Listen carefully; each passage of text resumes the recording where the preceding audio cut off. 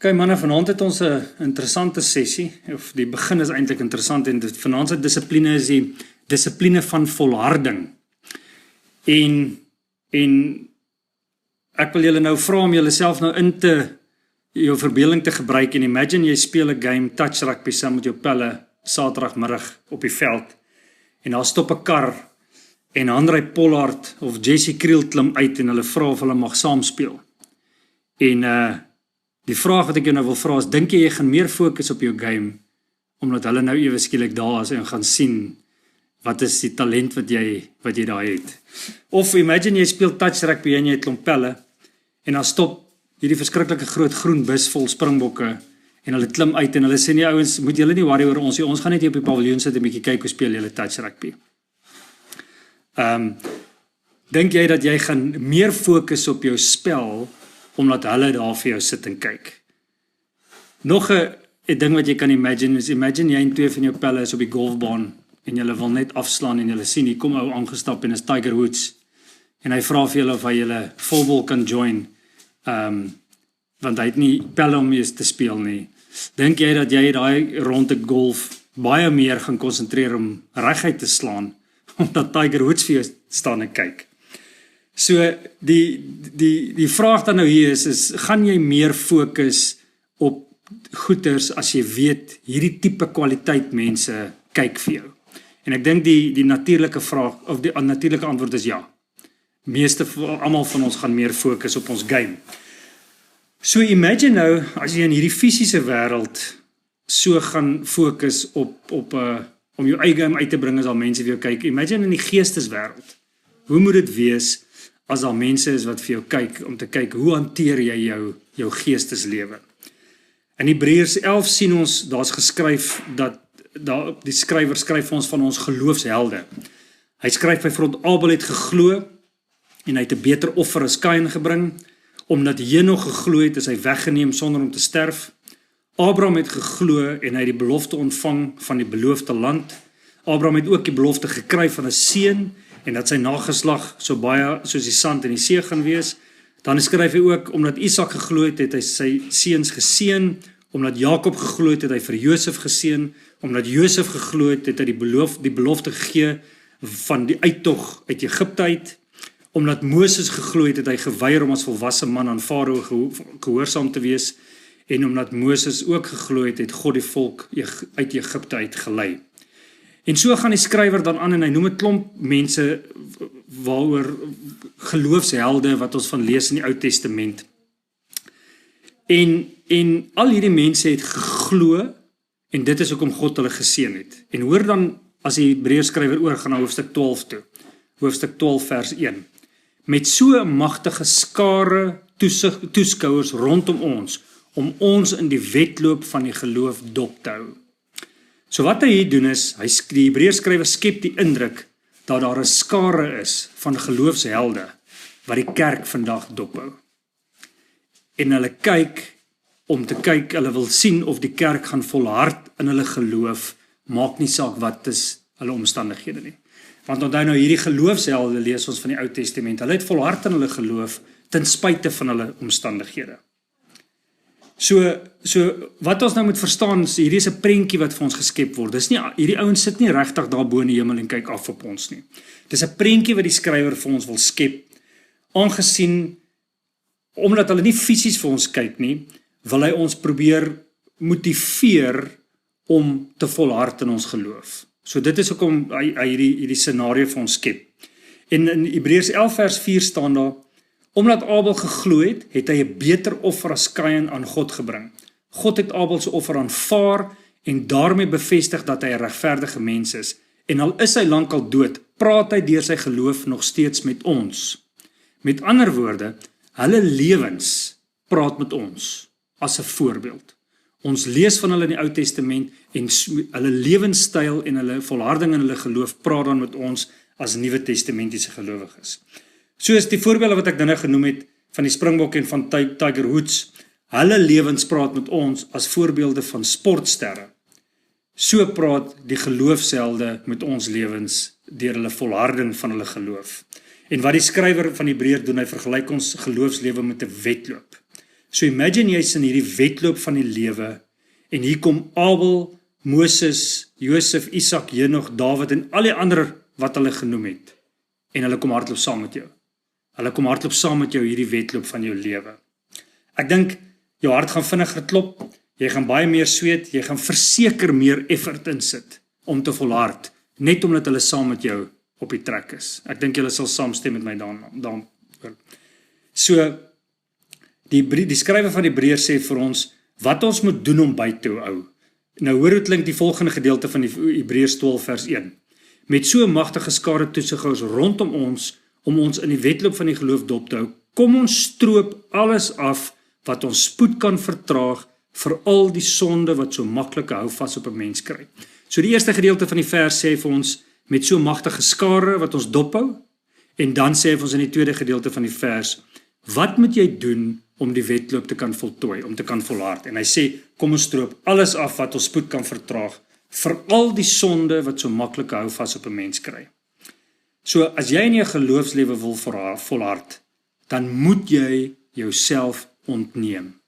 Jy moet die goed wat jou stadig maak in jou geloofswedloop, moet jy jouself ontneem van, jy moet dit afsny van jou lewe af. Die vers sê, kom ons stroop alles af wat ons spoed kan vertraag. Met ander woorde, alles wat jou geestelike lewe kan vertraag, of belemmer, moet jy afstroop van jou lewe af. En dan gaan hy verder en hy sê, wat jy veral moet afstroop, hy sê, veral die sonde, wat so maklik 'n hou vas op die mens kry. So wat ons hier sien is, dat ons van alles in ons lewe moet ontslaa raak, wat 'n beslommernis is vir ons geloofslewe. Ons moet alles wat ons geloofslewe moontlik kan belemmer, moet ons afstroop van ons lewe af. Nou hierdie kan byna enigiets wees nie, en in elkeen van ons lewens gaan dit iets anders te wees. Dinge soos jou selfoon, trots, liefde vir geld, ongesonde verhoudings, skuldgevoel van jou verlede moontlik, iemand wat jy dalk moet vergewe, jy moet dalk by iemand gaan om vergifnis vra. Dis al hierdie tipe goeders wat ons van ons lewens moet afstroop en ons moet daarvan ontslaa raak. En dan sê hy, veral sonde. Veral die sonde wat so maklike hou vas op ons kry. So hier's twee kategorieë dinge waarvan ons ontslaa moet raak as ons wil volhard in ons geloof. En dis dit wat ons kan belemmer in ons geloof en dan sonde. So die sonde waarvan die Hebreërs skrywer hier praat is verskillend by elkeen van ons. Elkeen van ons het persoonlike sonde, iets wat elkeen van ons 'n persoonlikheid aantrek. Ek het julle al vertel dat voordat ek tot bekering gekom het, was ek 'n dobbelverslaafde gewees. Dinge soos dwelms byvoorbeeld het my glad nie aangetrek en nog nooit in my lewe nie. So dit, jy weet, een van julle het dalk in julle verlede wat julle ge-experience met dwelms en dobbel plaai julle byvoorbeeld. En dit wys net die verskillende persoonlikhede, so daar's klomp verskillende sondes, maar elkeen van ons het 'n sonde of sondes wat ons persoonlikhede aantrek. En hierdie is tipies die sondes waarmee jy gereeld struggle. Soos die vers sê, wat maklik 'n hou vas op die vlees kry. Soos het ek nou gesê, vir sommige is dit dwelms, vir ander is dit pornografie, vir ander is dit geld, dan is dit trots, selfsugtigheid, woede-uitbarstings, lieg, obsessie met ietsie, jaloesie. Daar's vir almal van ons, vir elkeen van ons is daar iets wat ons aantrek, wat ons vlees aantrek. Vir party mense is dit meer as 1, meer as 2 of 3 of 4 dalk, maar van hierdie goeders wat ek nou genoem het, trek jou dalk glad nie aan nie. En dit is net, dit wys net die uniekheid van elke mens. Maar dis hierdie sonde waarvan die Hebreërs skrywer hier praat, jou persoonlike sonde. Dit is waarvan jy ontslaa moet raak. Dit is die sonde wat gaan maak dat jy struikel in jou geloofslewe. So hierdie is die sondes wat jou lok met die belofte van plesier, met die belofte van joy, maar dit bring altyd net pyn en misery. Nou dink bietjie, julle het al almal daai prentjie gesien, die Venus flytrap, nê? Ag, nie prentjie nie, daai plantjie. Daai Venus flytrap. So die plant, as hy oop is, lok hy vliee en die vlieg gaan sit in daai plantjie omdat die plantjie se binnekant lyk soos kos. En wanneer die vlieg dan gaan sit, dan sit hy. Dan kan die vlieg nie wegkom nie. Maar daai plantjie het ook 'n smaak aan. En die vlieg, terwyl die vlieg struggle om los te kom, gaan die pleintjie stelselmatig toe. Maar terwyl die pleintjie stelselmatig toe gaan en terwyl die vlieg struggle om los te kom, lek hy nog steeds aan die pleintjie, want is vir hom lekker. So, hy weet hy gaan nou doodgaan. En hy sit nie al sy effort in om weg te kom nie, hy bly nog steeds agter die lekker aan lek. En dis die prentjie wat hier vir ons geskep word met hierdie sonde. Dis daai sonde wat jou trek, jy weet dit gaan jou vernietig. En jy weet dit gaan verhoudings vernietig. En soos die pleintjie, nou daai Venus flytrap as hy toegaan, dan vat dit so 2 ure vir hom om daai vlieg te verteer. En as hy oopgaan, dan is dit net die dop van die vlieg wat oorbly. Die pleintjie die vlieg leeg gesuig. En dis wat gebeur met sonde. Dis wat gebeur met ons persoonlike sondes. Ons dink dit bring vir ons plesier, maar dit bring vir ons net pyn en lyding. Nou dis die sonde gedeelte. Die ander gedeelte is iets wat jou geloof kan belemmer. Dis nie altyd noodwendig sonde nie. Dis dalk iets wat goed is, maar is nie goed vir jou nie. En elkeen van ons moet ons eie lewens ondersoek en dan moet ons ontslaa raak van dit wat jou geloofslewe kan belemmer. Nou, 'n voorbeeld byvoorbeeld is vriende. Jy het dalk vriende wat regtig goeie vriende is. Julle is lief vir mekaar, julle het 'n goeie verhouding, julle kom al jare saam, maar hierdie vriend is 'n ongelowige. En hierdie vriend bevorder nie jou geloofslewe nie. Wanneer jy by hierdie vriend is, tipies dan vloek jy of jy drink te veel saam met hom of daai tipe van ding. Dit is hierdie tipe dinge wat hierdie ander gedeelte is wat jou belemmer in jou geloof en dit is waarvan ons dan moet ontslaa raak. Nou elkeen van ons moet ons eie lewens ondersoek. Ons moet eerlik wees met onsself, ons moet ons eie harte ondersoek en dan moet ons ontslaa raak van dit wat jou geloof kan belemmer. So ons het nou in hierdie reeks het ons al 'n paar sensitiewe onderwerpe gehad en ons het al 'n paar radikale dissiplines bespreek, maar is asof hierdie onderwerp, die onderwerp van volharding, is 'n moeilike dissipline. En as jy wonder hoekom gaan hierdie vir jou 'n moeilike dissipline wees, dan wil ek nou vir jou sê dit is omdat dit persoonlik is. Want is jou sonde.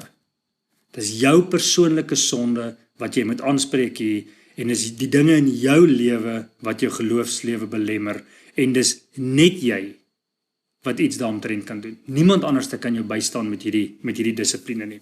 En die vraag wat ek jou wil vra, soos jy met dit in jou eie hart antwoord is, gaan jy eerlik wees? Die laaste gedeelte van Hebreërs 12 vers 1 klink so: Kom ons hardloop met volharding op die baan wat voor ons uitgestrek lê. Nou dis moontlik vir elke gelowige om te kan volhard. Elke persoon wie God kom red het, kan die resies voltooi in geloof. Net soos wat elke geloofsheld wat ons in die Ou Testament en in Hebreërs 11 gesien het, hierdie wedloop van hulle voltooi het, so kan elkeen van ons die wedloop voltooi. Inteendeel, ons is meer bevoorreg as die ouens in die Ou Testament. Eerstens het ons die Heilige Gees wat binne in ons woon, en tweedens het ons die voltooide openbaring van God in die 66 boeke van die Bybel. Die Ou Testamentiese ouens het net nie tydelik nie, 'n gedeeltelike openbaring gehad. Ons het die totale openbaring in die Bybel. So ons is eintlik, dit behoort eintlik vir ons makliker te wees om te volhard as vir die manne wat ons in Hebreërs 11 van lees. In Hebreërs 12 vers 2 sê vir my en jou, hoe kan ons volhard? Daar staan, ons oë vasgenaal op Jesus, die voorganger en volëinder van ons geloofswedloop. Hy het terwille van die blydskap wat daar voor hom gewag het, die kruis verduur. Ja, hy het homself deur die skande van die kruisdood nie laat afskrik nie, en nou sit hy op die ereplek langs God op die troon. So Jesus het vir ons die perfekte voorbeeld kom gee van hoe ons moet lewe. Jesus het geweet wat gaan gebeur aan die einde, en daarom was hy bereid gewees om verneder te word, om 'n skande gemaak te word, en toe gekruisig te word, terwille van ons. Jesus het volkome vertrou op God die Vader, en dit is wat ek en jy ook moet doen. Ons moet volkome vertrou op God die Vader. Ek en jy het geloof nodig om te kan volhard, net soos wat elke geloofsheld voor ons geloof nodig gehad het. En ons geloof is nie minder as hulle geloof nie. So ons het dieselfde geloof ontvang as hulle. So wat ons moet doen is, ons moet ons geloof op Christus fokus, en omdat die enigste manier hoe ons kan volhard is wanneer ons geloof fokus op Christus, en wat ons hier moet besef is, sodra jy jou oog van Christus afhaal, dan gaan hierdie ander dinge wat jou belemmer terugkom. So hierdie is 'n konstante, elke dag dissipline wat ek en jy moet toepas in ons lewens. Die oorspronklike Griek sê, jy moet jou oë letterlik afhaal van dit wat jou aandag aftrek, en dan moet jy jou oë opsit op Christus. As mens na die oorspronklike vertaling gaan kyk. Jy moet fokus waarop Christus gefokus het. En hoor weer wat sê die middel van vers 2. Hy het terwille van die blydskap wat daar voor hom gewag het, die kruis verduur. So die vraag wat ons hier moet vra is, lewe jy met blydskap? Lewe jy met vreugde? Het jy vreugde omdat jy in Christus is? En glo jy dat jy 'n nuwe skepsel is? Onthou wat in 2 Korintiërs 5 vers 17 staan, daarom as iemand in Christus is hy 'n nuwe skepsel, die ou dinge het verbygegaan, kyk, dit het alles nuut geword. So lewe jy met 'n vreugde dat jy 'n nuwe mens is, laat daai ou dinge van die verlede, dit wat jy in jou verlede gedoen het voordat jy tot bekering gekom het, dit was jy gewees, dit is nie meer jy nie. Onthou, Paulus skryf daar, hy skryf van die verskillende sondes wat gelowiges gedoen het, en dan sê hy, so was julle gewees, en so kan ek en jy ons lewens in die verlede gaan lys, en dan kan ons ook sê, so was ons gewees, voordat ons nuwe skepsels geword het. So wat jy moet gaan toets in jou eie lewe is, lewe jy met vreugde? Lewe jy elke dag met blydskap dat jy in Christus is? Vul die gedagte dat Christus vir jou sondes gesterf het en dat God jou kom red het, vul dit jou met vreugde. Wanneer jy onder slegte omstandighede is of wanneer jy beproewinge gaan, hou jy vas aan daai gedagte. Met ander woorde, laat jy toe dat jou omstandighede jou vreugde beïnvloed. Want dit is waar volharding inkom. Ons kan nie toelaat dat ons omstandighede ons vreugde in Christus laat beïnvloed nie. En dan is jy bereid om hier op aarde vervolg te word terwille van die eer van Christus. Hoor wat skryf Paulus in Romeine 8 vers 17. En as ons kinders is, dan ook erfgename van God en mede-erfgename van Christus, as ons naamlik saam met hom ly, sodat ons ook saam met hom verheerlik kan word. Christus moes eers ly, voordat hy verheerlik kan word. En ongelukkig is dit die pad wat elke gelowige ook stap. Elke gelowige gaan beproef word op een of ander manier voordat ons verheerlik word. En slegs wanneer jy volhard deur jou beproewinge, dan sal jy verheerlik word. So, Jesus het op God vertrou jy op Christus? Dis die vraag, en jy moet, ons het dan nou gesê, jy moet eerlik wees met jouself. Vertrou jy volkome met jou hele wese op Christus? Nou, as jy sukkel met jou vertroue in Christus, vers 3 gee vir ons 'n manier hoe ons in hom glo. Dink aan hom wat soveel vyandigheid van sondaar mense deurstaan het, dan sal jy nie uitsak en tou opgooi nie. So dink nou 'n bietjie, as ons die evangelies lees, en ons sien wat het sondige mense aan Christus gedoen. Hulle het hom vervolg, hulle het hom 'n bespotting van hom gemaak, hulle het hom gespoeg, hulle het hom gevloek, hulle het hom geslaan, en toe het hulle hom eventually doodgemaak. En dan gaan vergelyk jy jou eie lewe. En dan gaan vergelyk jy dit wat ons in die evangelie lees, met dit wat sondige mense aan jou doen. En dan kyk jy, is dit erg? En ek dink elkeen van ons wat hier sit, want ons weet nie wat is beproewing, wat mense werklik deurgegaan het in daai tyd, of selfs wat gelowiges nou byvoorbeeld in Nigerië deurgaan nie. Ons weet niks daarvan af nie.